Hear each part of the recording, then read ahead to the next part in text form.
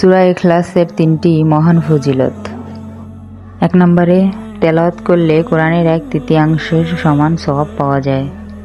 রাসূলুল্লাহ সাল্লাল্লাহু আলাইহি ওয়াসাল্লাম বলেছেন, সূরা ইখলাস কোরআনের ১/৩ সমতুল্য। অর্থাৎ এই ছোট্ট সূরাটি তেলাওয়াত করলে কোরআনের ১/৩ তেলাওয়াতের সওয়াব পাওয়া যায়। ২ নম্বরে, যে সূরা ইখলাসকে ভালোবাসবে তার জন্য জান্নাত সহজ হয়ে যাবে। এক সাহাবী এই সূরাকে অনেক ভালোবাসতেন। রাসূলুল্লাহ সাল্লাল্লাহু আলাইহি ওয়াসাল্লাম তাকে সুসংবাদ দেন যে এই সূরার প্রতি ভালোবাসা তাকে জান্নাতে প্রবেশ করাবে। ৩ নম্বরে, সকাল, সন্ধ্যা ও ঘুমানোর আগে এই সূরা পড়া সুন্নাহ। রাসূল সাল্লাল্লাহু আলাইহি ওয়াসাল্লাম সকাল, সন্ধ্যা ও ঘুমানোর আগে সূরা ইখলাস, সূরা ফালাক, সূরা নাস পড়তেন। এর মাধ্যমে আল্লাহর হেফাজত ও বরকত লাভ হয়। প্রতিদিন সূরা ইখলাস তেলাওয়াত করুন, এর অর্থ বুঝুন এবং জীবন তাওহীদের শিক্ষা বাস্তবায়ন করুন। আমিন।